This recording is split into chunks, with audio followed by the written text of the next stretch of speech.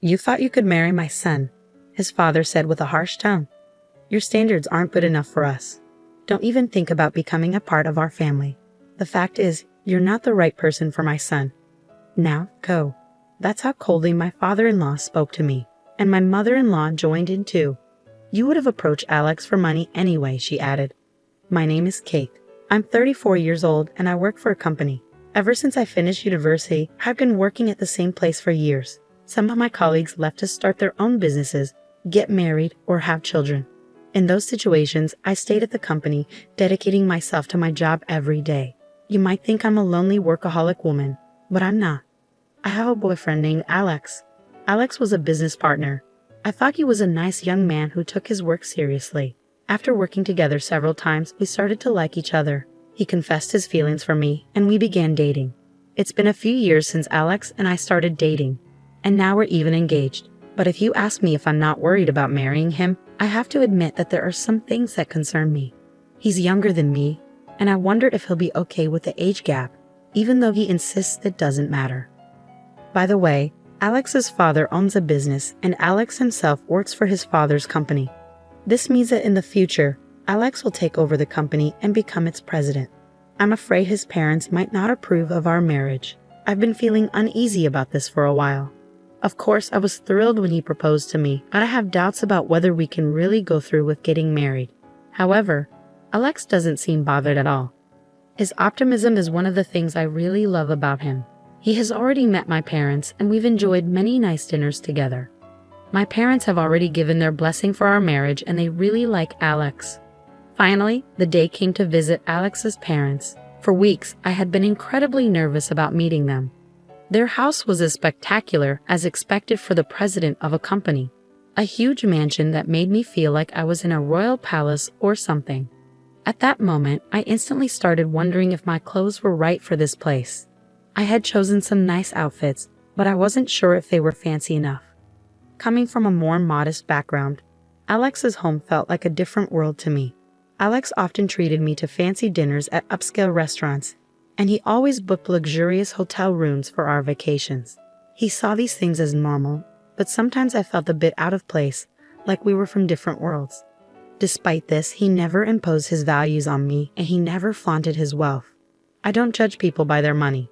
I fell in love with you because of your personality and your inner beauty. At first, I questioned why a younger, handsome man like you would be interested in me. But your kind words reassured me that you truly accept me for who I am. Because we love each other deeply, inside and out, Alex and I are planning to get married. I feel like I've found an amazing man, and I really hope your parents approve of us. Don't worry, babe.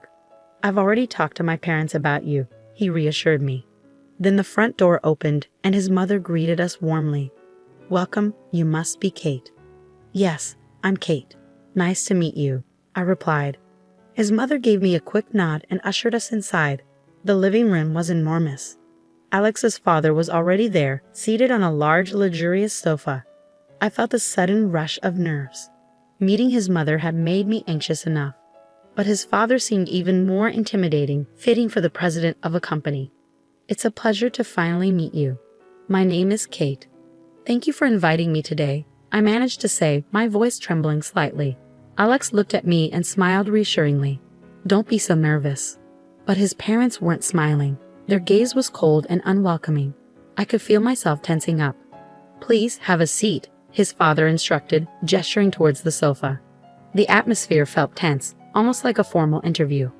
Well, I started nervously, but his father interrupted me as soon as I sat down. No, he said abruptly, and his mother nodded in agreement. Hey Mom, Dad, what's going on? Why are you saying no? That's really rude. Alex interjected, clearly upset and trying to defend me. But his parents appeared unmoved, ignoring his protest. How old are you anyway? You look quite old, his mother bluntly remarked. I'm 34, I replied, trying to keep calm. Goodness, you're 6 years older than Alex. How can we accept Alex marrying someone so much older? His mother continued. And besides, it might be too late for you to have children, isn't it? We want someone who can give us grandchildren. Personally, I think Alex should marry a younger woman, younger than him, she added, her voice cold and dismissive. I had expected them to bring up my age. And you're still single at your age. It makes me wonder if there's something wrong with you. Maybe you're too picky or have a difficult personality, his mother concluded. Mom, what are you saying? Kate is an amazing person with a great personality. Alex defended me once more. Then why haven't you been married before? His mother's sharp question pierced the air. Excuse me, I said firmly, feeling compelled to explain. I know I'm a bit older to be getting married now, but I love my job and I've always wanted to focus on my career. That's why I didn't get married until now. It wasn't until I met Alex that I realized I wanted to settle down. I felt overwhelmed by the pressure from his parents. Despite my efforts to explain, their attitude remained unchanged. Shouldn't you be working harder? Your company isn't that big. Even if you work diligently and get promoted, the pay must be quite modest, isn't it? His father criticized. I think you should consider making yourself more attractive as a woman. Maybe some cosmetic enhancements could help. His mother added bluntly. Honey, that's too direct. Alex interjected, trying to soften the mood, but his parents chuckled dismissively. I was shocked and hurt, unsure of how to respond to their harsh comments. You thought you could marry my son. Your standards don't match ours. Don't you dare dream of joining us. Anyway, the point is, you're not the right person for my son. Now, leave, his father coldly stated. His mother joined in, saying, You would have approached Alex for money anyway. I don't know how you fooled my son, but you can't fool us too. That's enough, I finally snapped. You can say whatever you want, but it's my life. I'm going to decide whom I marry. Alex tried to defend me, but I stopped him. I see. I understand your feelings, but it's incredibly rude of you to say such hurtful things to me, especially since we just met, I declared firmly. I don't care about wealth. It's not important to me, but if I were to become rich, I definitely wouldn't want to be like you. With that, I stood up. We don't need to continue this conversation, I said, walking out of their house. You've got to be kidding me. Don't you dare insult us, you beggar. We'll never allow you to marry my son. I don't want to be related to people like you anyway, his father shouted after me. Ignoring his words, I left in frustration. Kate, I'm sorry. I never expected my parents to say something like that. It was really hurtful. Alex apologized earnestly. But maybe this is a blessing in disguise. Getting married under those circumstances would have been even more stressful. Anyway, I'm cutting ties with them. I won't be taking over my dad's company and I'll be resigning from that job too. Don't rush into such big decisions, I cautioned him. I'm not rushing. I truly love you, Kate. We didn't get together for money, so leaving the family home shouldn't be a problem, Alex assured me. Well, that's true, but let's go to your parents' house and talk to them, Alex suggested, holding my hand as we walked. My parents were surprised by our unexpected visit but welcomed us warmly. Over tea, we explained what had transpired. My father listened quietly. Alex, your father's company is Space C, correct? And his name is Patrick Smith, my father suddenly asked. Yes, but why do you ask? Alex responded, puzzled. I see. Just as I thought. How about we go visit your parents right now? My father suggested. Dad, what's going on? Because they said they wanted to see her face, didn't they? Let's go show them a face, then, my father said firmly. My father wasn't one to usually stir up trouble, so I was taken aback, but he seemed resolute. We had no choice but to go along with him. So we found ourselves back at Alex's parents' house once more. This time, it was Alex's father who answered the door, not his mother. You again. I won't forgive you, no matter how many times you come back, Alex's father said sternly. Whose daughter do you think you were speaking to, Patrick? My father retorted, raising an eyebrow. It took Alex's father a moment to recognize something. Mr. Anderson, is that you? You finally remembered. Yes, she's my only daughter. We had her later in our marriage, my father revealed. By the way, how dare you insult my precious daughter? Have you forgotten what I did for you 3 years ago? No. You see, when you were arrested for smoking, drinking, and even caught shoplifting, I covered for you and gave you the chance to turn your life around, didn't I? I did everything I could to help you get a decent job. Didn't I teach you that no one can succeed alone and we all need to support each other? And yet, as soon as your company became successful, you forgot all that, didn't you? Hi. I apologize for that. Alex's father suddenly appeared vulnerable, a stark change from his earlier demeanor. If you aspire to be a company president, you need to treat people with compassion. Thinking you're superior just because you've achieved success aren't you looking down on others unfairly? Well, Alex began to respond, but his father seemed determined to make his point. Oh, so now? Alex attempted to continue, but his father cut him off. My boss always says he's stressed to the point of stomachaches. Dad, are you bullying him? Alex challenged. What do you mean? I'm simply pushing him to excel.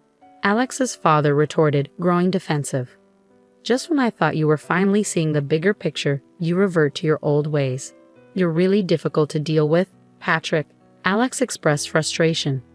First of all, apologize to my daughter before you insult her, my father interjected firmly. Yes, I am sorry, Kate. Alex's father apologized, lowering his head to me. It seems the master-slave relationship ingrained in our minds since school days is hard to change. I reflected silently. Honey, you should apologize to her too. Alex's mother added, also bowing her head. I felt relieved that Alex's parents apologized to me. Hey, I'm leaving this house and quitting the company, Alex suddenly announced. At that moment, Alex's parents were visibly alarmed. Wait, if you leave, who will take over your father's company? You're our only hope, they exclaimed. I'm tired of being controlled by you and everything. I'm going to start my own company and see how far I can go on my own. And I'll marry Kate, as I promised. Thank you for everything, Alex said firmly, bowing his head as he bid farewell to his parents. They were stunned, their faces turning pale, but we left them behind nonetheless. My father had been a high school teacher until he retired. I had no idea that Alex's father had once been one of his students. Curious, I looked up the company Alex worked for on their website, and there was Patrick's picture. At first, I was proud to see that one of my former students had achieved so much, my father reflected. But it's easy to get caught up in wealth and lose sight of what truly matters. My father had always been firm on these principles. Eventually, Alex did indeed leave his job and ventured into starting his own business. Meanwhile, I continued to support him as I pursued my own career. Alex proved to be a talented business owner, and his company quickly became profitable. We got married and found happiness together, supporting each other every day. Meanwhile, my father-in-law faced legal issues due to accusations of mistreatment by his employees. This caused the company's stock price to drop, leading to his removal as president. Through these experiences, I learned the importance of humility and compassion. My father has always been a role model, and I treasure the lessons he taught me. I strive to live my life with integrity and grace. If you enjoyed this story, please subscribe to our channel. Stay tuned for more content coming soon.